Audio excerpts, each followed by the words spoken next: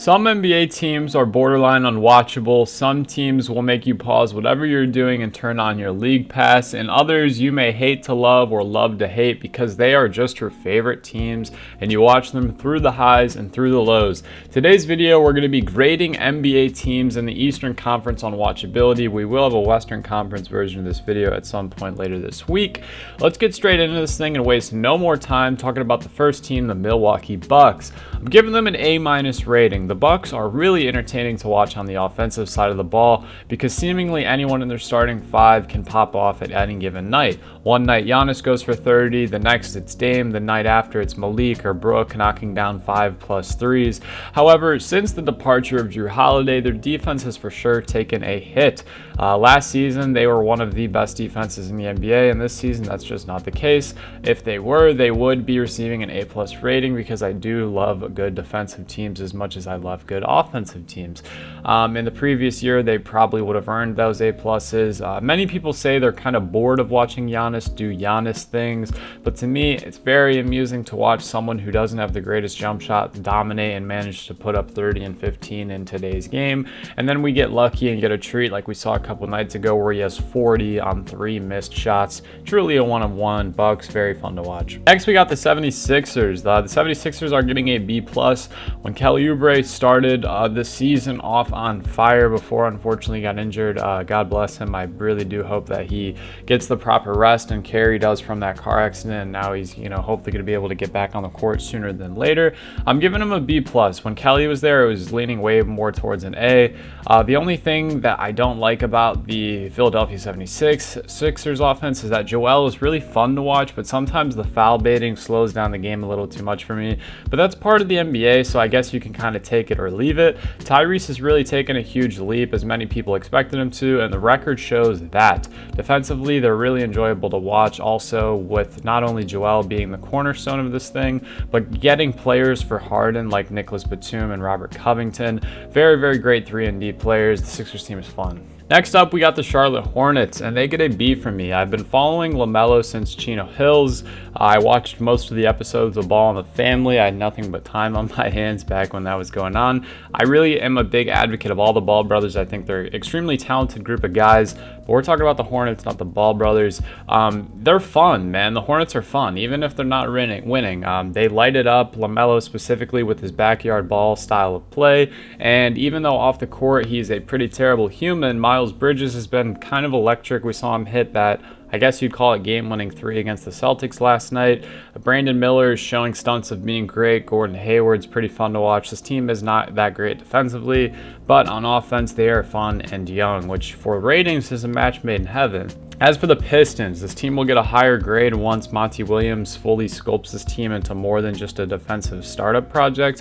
For now, they get a C+. We're starting to slowly see it, but I would have loved out the gates for Jaden Ivey to be the starter, not Killian Hayes. And sometimes it's funny, I'm laughing saying that Jaden Ivey, who was taken, I want to say 4th, 5th, or 6th last year, and averaged like 16 or 17 points a game and was like the main guy when Cade got hurt.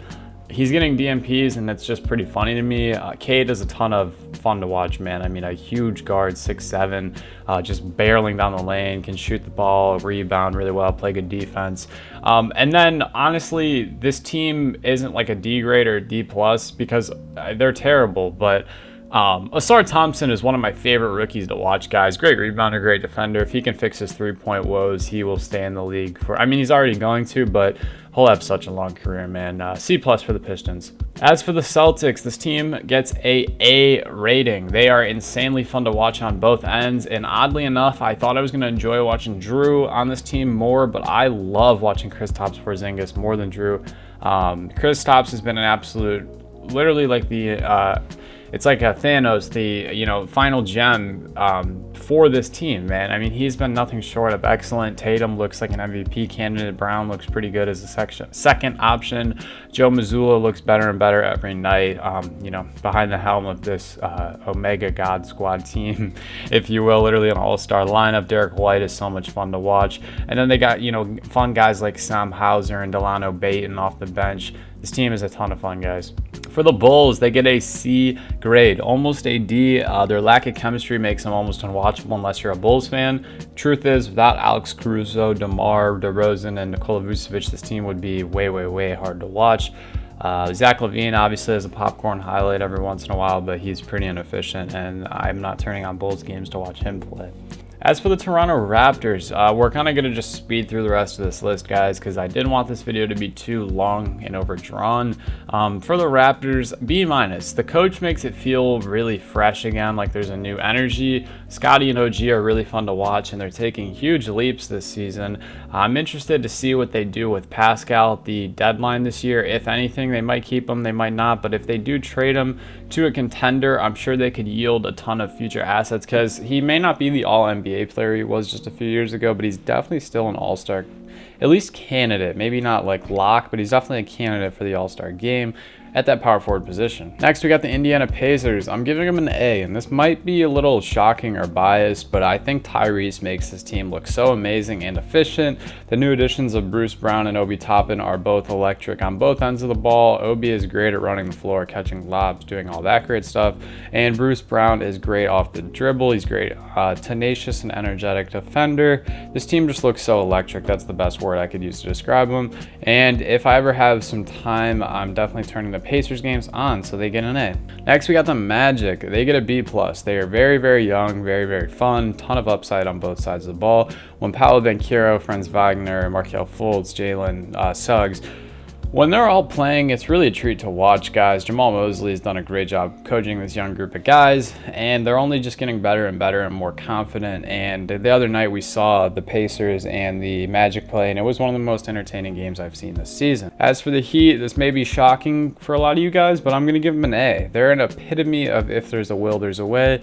They're very fun to watch. It's always funny when you turn a Heat game on when you haven't watched them for a while, and you see a new guy going for 20, and it's just like, who the hell is this guy and why is he so good, and what's with this Heat culture? Bam Adebayo is averaging a career high in field goal attempts, and that is such a positive for me. Even when Jimmy is passive, this team is so fun to watch. Duncan's leaps this year have made them a shoo-in for a top 5 seed. If you haven't watched the Heat game this year, I was pretty adamant about not watching them to start this season, because usually, you know, they don't really try for the first couple games, but I turned the Heat game on the other night. I want to say against the Spurs it might have been, and it was a lot of fun to watch. Next, we got the Nets. I'm going to give them a C+. They're not as electric as I would have wanted to see Ben Simmons, Mikal Bridges, Cam Johnson, Spencer Dinwiddie, Nick Claxton, a lot of just bouncy electric defensive players. They're not as great as I would have liked them to be, but nonetheless, they got a lot of time to figure it out. And Jacques Vaughn is still obviously relatively new to coaching these guys. Just give them some time. For the Wizards, they're getting probably the only F of the video. I thought they were going to be so fun. I said this in I think in grading deadline moves or grading offseason moves, I think I said the Wizards weren't going to be like play-in or playoff contenders, but they would be fun to watch with Kuzma and Poole. I was completely wrong. Very, very, very wrong. I don't want to waste any more breath talking about them. For the Knicks, I'm going to give them a B. Madison Square Garden is always going to be fun to watch. Julius had a really rough start this season, but he's been pretty solid since. Same thing with Jalen Brunson. RJ Barrett has oddly been the most consistent, which is a new norm for the Knicks.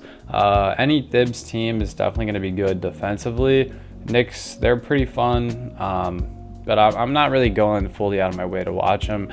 But like when the Knicks and Celtics play Madison Square Garden, I'm always going to watch that game. I mean, the Knicks, they are one of the biggest franchises for a reason. And finally, we have the Hawks. I'm going to give them a surprising B+. Trae Young has been very lackluster efficiency-wise, but this team is still so much fun to watch. Trae Young is super fun. DeJounte's super fun. Clint is always a lob threat. Jalen Johnson is blown my expectations out of the water. Bojan off the bench is still very great. This Hawks team is pretty solid under Quinn Snyder, and I think he is definitely doing a lot better than I can't even think of the previous Hawks head coach, because he was Nate McMillan. He's definitely doing much better than Nate McMillan, guys. But what do you think? What would you change about my ratings? Who do you think is the most fun to watch? Let me know in the comments below. If you made it this far, I appreciate your support as always. Have a great rest of your day. Stay happy, healthy, and blessed. Peace.